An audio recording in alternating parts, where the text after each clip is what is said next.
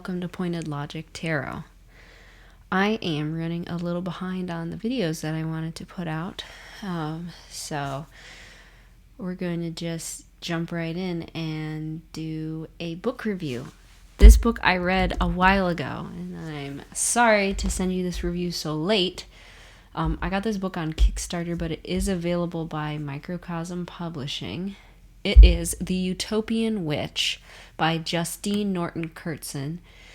Solarpunk magic to fight climate change and save the world. This is right up my alley.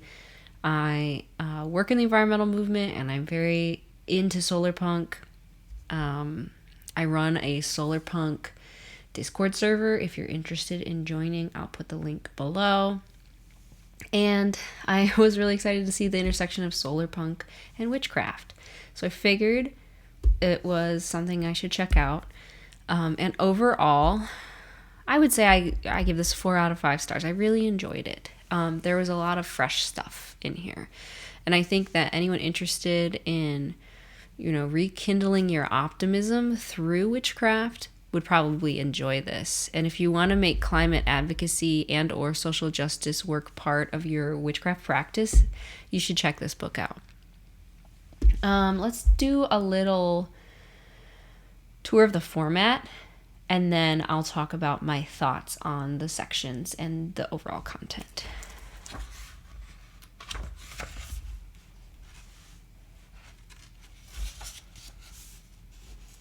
And Microcosm Publishing is an indie publishing company, so definitely check out their other works. So the first thing you get is an introduction to Solarpunk, and then an introduction to witchcraft and how they intersect. I really like the introduction and the definitions and descriptions. They're very accessible. They're inclusive. I really like the, explanation of radical hope.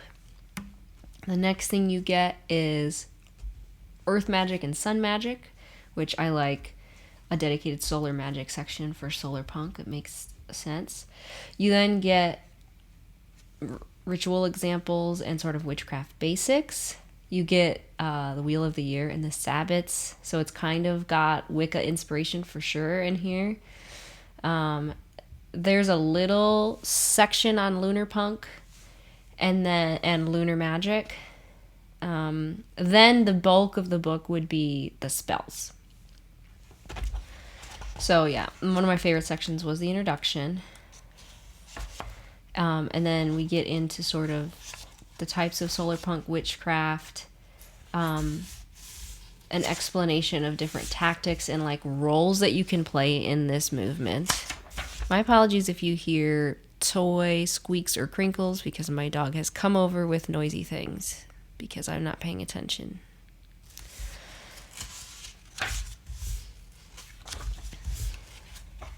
There's a walkthrough of astrological stuff, which my eyes glazed over on. Here's the subject on rituals and some examples, like calling the corners and that kind of stuff. The walk through the Sabbats. And I do like here how they take these kind of almost tired correspondences with the Sabbats and align Solarpunk values in it. So for example, Beltane is something that I've always celebrated as a workers' rights day because it's May Day, which is International Labor Day. And indeed, the union I helped form at my current workplace went public on May Day, and there in the environmental movement is an Earth Day to May Day effort. So that's one of the ways I make Beltane unique and special to me. And I really was excited that was called out in here, where it talks about rallies and protests and the labor movement. And it says, while traditionally May Day isn't associated with the environmental movement, labor and climate change activism have come together more than ever in recent years, which I just love that. It's really important to me. So I was happy to see that call out in here on what otherwise could be, sort of a boring and basic, these are what the Sabbats are for the Wheel of the Year, and if you want to celebrate the seasons, here's how to do it in a Solarpunk way. It's really good. I liked it. I thought it was fresh. Here's the Lunarpunk section I mentioned. Okay, and then here's the sun stuff. There's charts of correspondences for the sun and the earth.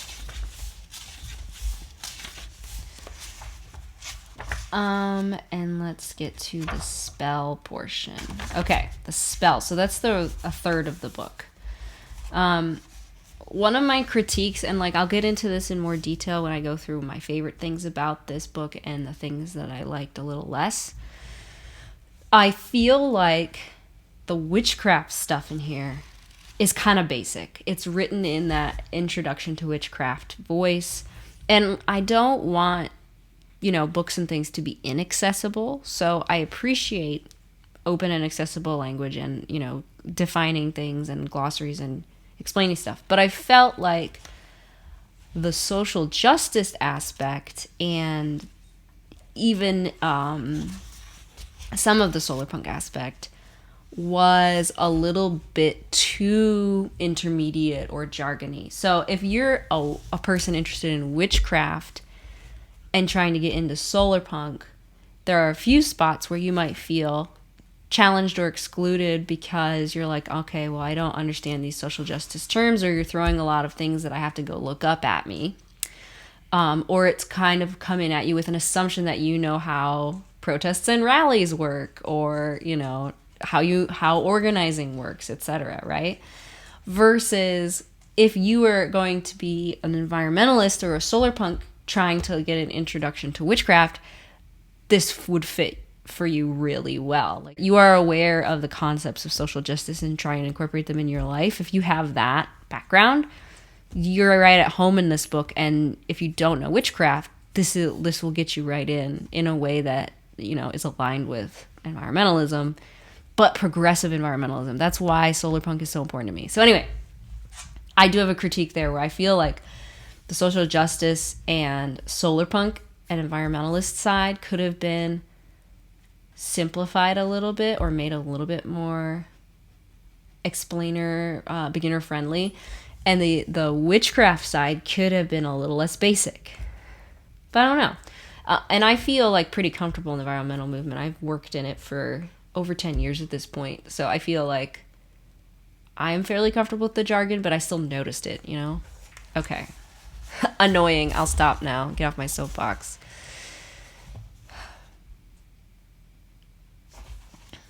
So the spell work section is so cool because if you are feeling eco-anxiety, if you're feeling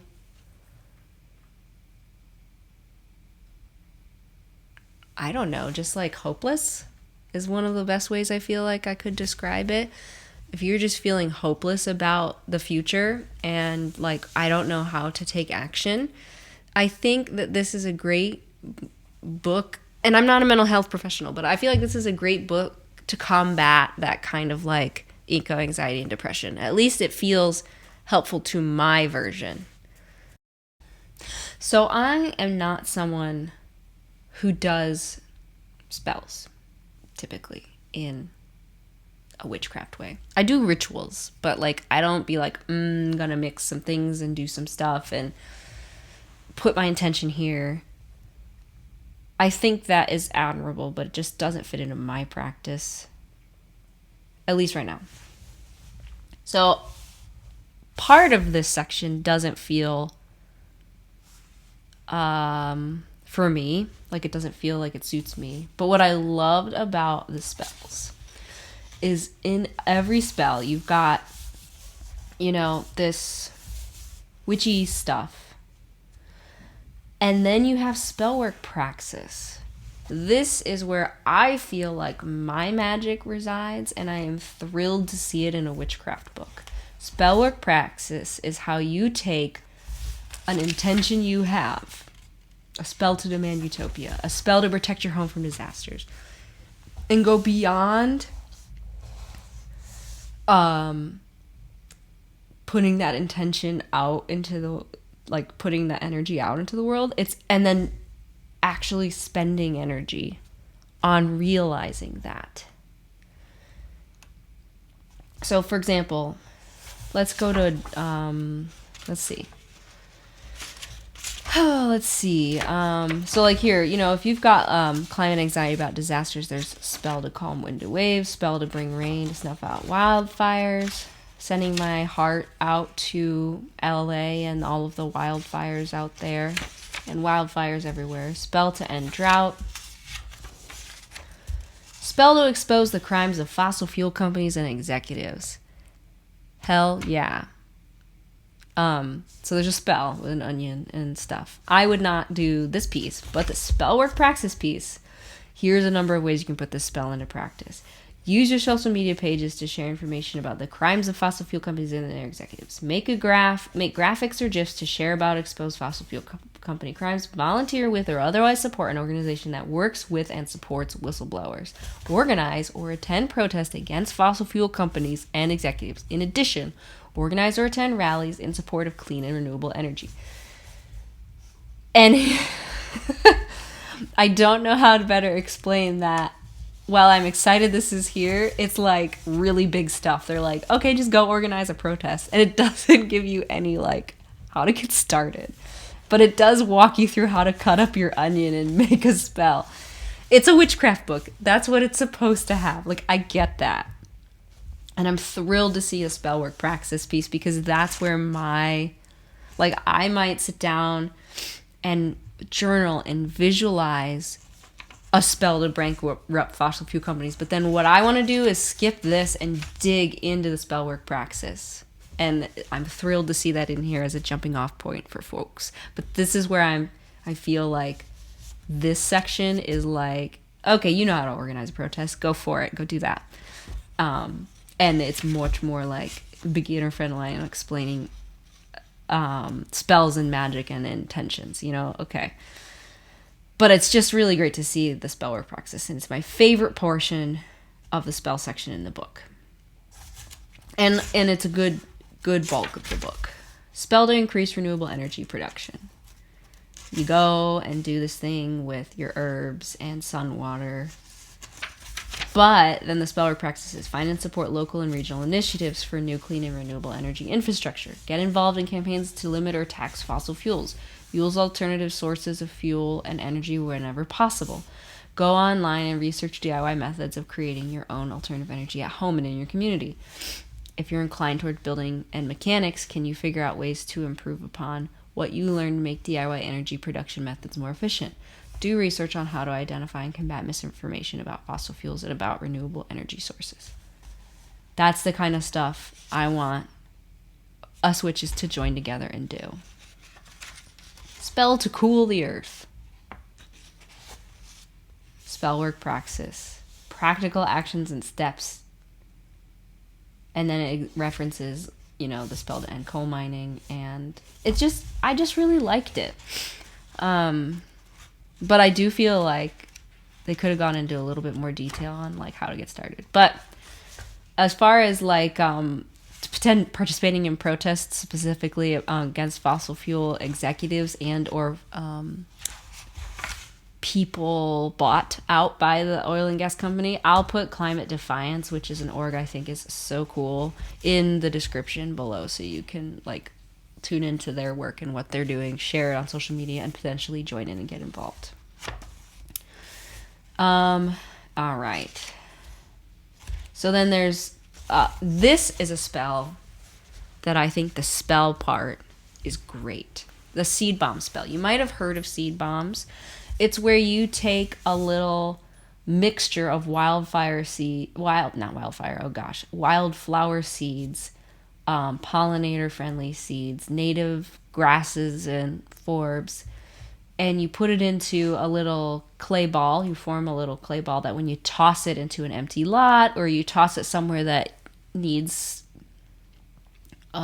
wildlife or would need some support for pollinators, it will burst apart, and then the seeds will disperse and hopefully take root and grow there. That is the kind of spell I will sit down and do. I will teach my child, and I will put the intention and energy in my heart and mind while I do it as a sort of a meditative practice. Versus some of the spells in the other chapter, which, to be fair, a lot of the spells in the other chapter are for concepts that you can't do small practical things like that. You know, like you can't end a drought by yourself. So like, you know, it has this sort of like, I send that energy out with a spell. But like how to engage in those campaigns is the praxis part, you know. So these are like smaller things that you can do, like a seed bomb, where you just make a bunch of these, you hand them out, or you, as you take your dog for a walk or whatever, toss them into places that are empty lots, that are I don't know, like places where there's already plants growing but not pollinator supportive plants. I'll also add that at least where I live, you want to toss these early May or like October, November, because those are the times when you actually have a shot at helping them take root and germinate.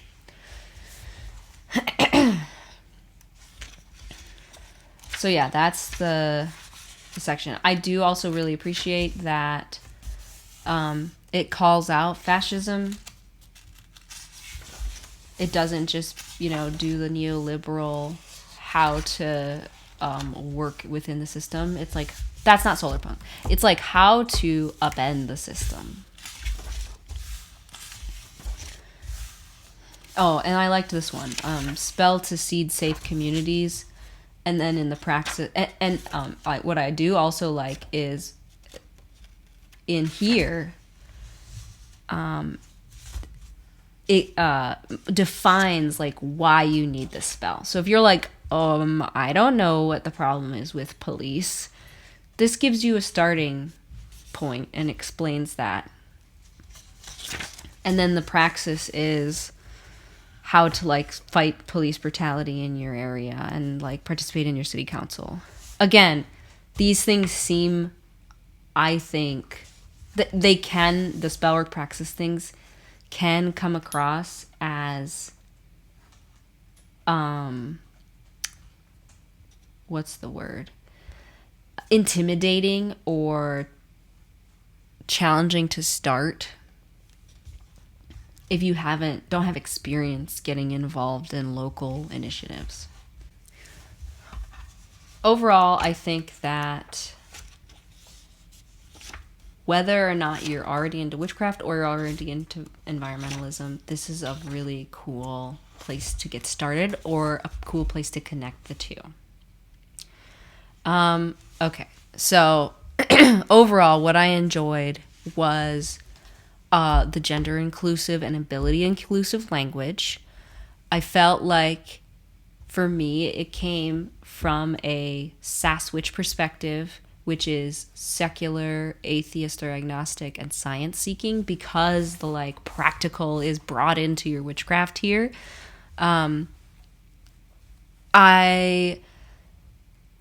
Like the author explicitly states being atheist, which I appreciated, and how to like come at a lot of this with a secular perspective.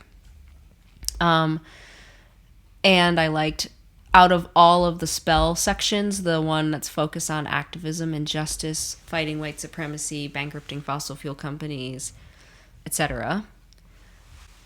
I really thought that the Solarpunk ethos was well described, and how the socio-political ideals have become associated with it. So like the history of Solarpunk this is a good starting point for that, if you're like, what the heck is even Solarpunk? I love the resources section. First off, there's footnotes, either footnotes that sort of offer clarifications to the language used, or that sends you to a resource related to what it's talking about. And the bibliography in the back it's sorted by types of resources. Like, do you want to learn about Witchcraft? Do you want to learn more about Solarpunk, Lunar Punk,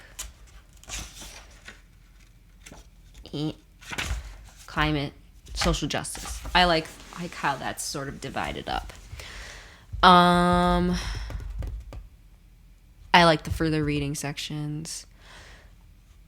Oh, and something I didn't quite mention in the sun and earth pieces, the sun section and the earth section, there were some meditations that I found also, like, again, supports managing your ego anxiety or like just hopelessness about the future of the planet. Like, I felt like they were grounding. Okay, critiques.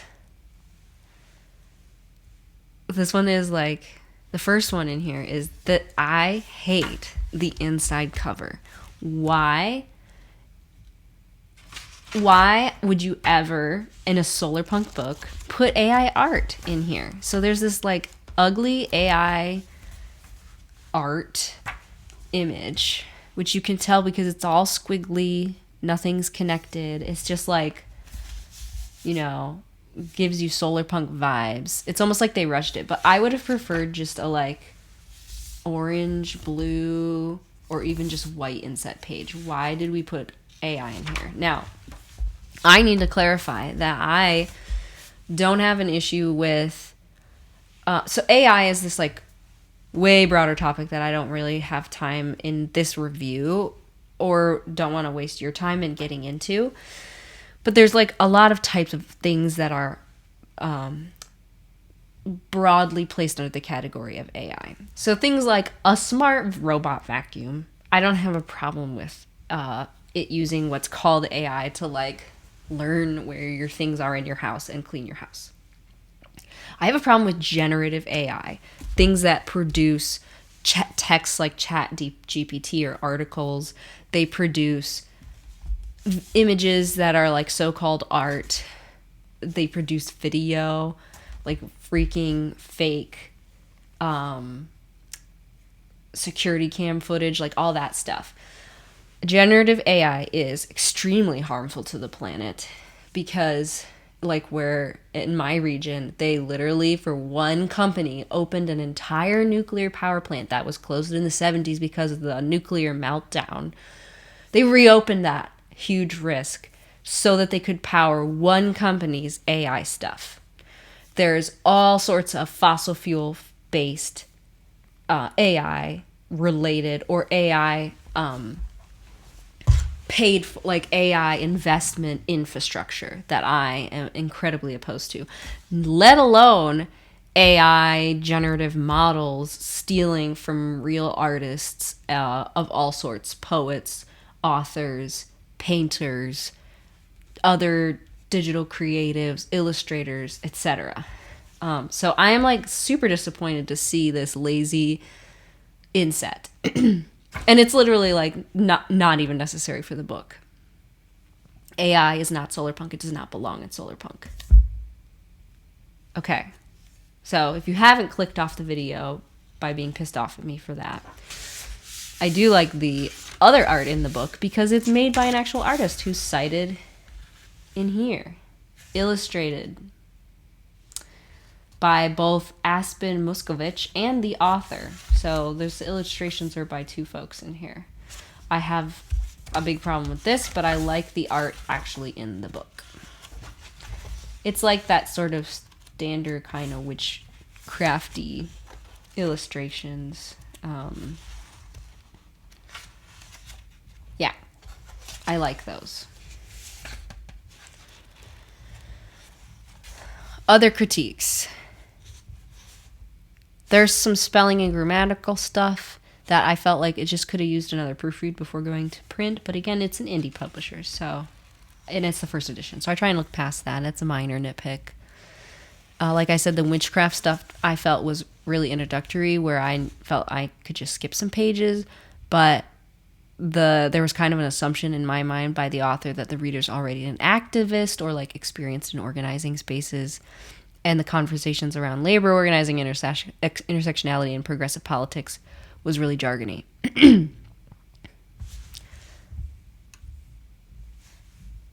That's it, though. Like, as far as critiques, I hate this. I don't know if this was even the author's doing, but I feel like maybe the design or... Yeah, I don't know. See, and even the cover was a different artist that's credited. So why do we need this? We don't. That annoyed me. And it's not even in the ebook version. So that annoyed me more than anything else. And that's kind of silly, right? For me to freak out about that. But like, it's just the antithesis of Solarpunk in my mind. And it's not eco-friendly. It's very eco-harmful. Please, if you casually use like AI generating models or ChatGPT, like try and get out of the habit of that, because the impact is so much more than, for example, like streaming something on YouTube or sending an email. Like, it seems like it would be in line, but it's not. Like, the amount of energy required is a ton. Yeah, and then like, again, it's a first edition, so there's a few like spelling and grammatical typos. So, but otherwise, I thought this was a really good book. So I gave it, like I said, 4 out of 5 stars. And I think pretty much everyone into witchcraft should read it, because I do personally believe that every human on Earth should be into saving the planet or into protecting themselves and the environment, because we are nature, right? So yeah, that's my review of The Utopian Witch by Justine Norton Kurtzen. I highly recommend you take a look at it and pick it up. And I want to say that when I hit 100 subscribers on here, which is fun and exciting, and to be honest, not something I super keep track of, so it might be a little late. But anyway, I'm going to do a giveaway because I read this. I've loved it. I've already lent it out. So if you don't mind a gently used copy of Utopian Witch and would like to read it for yourself, stay tuned and subscribe. And when I hit 100 subscribers, I'll do a little video explainer saying how to enter to win this book, or like to receive it in a giveaway. So yeah, I think that's everything. Thank you so much for watching, and take care.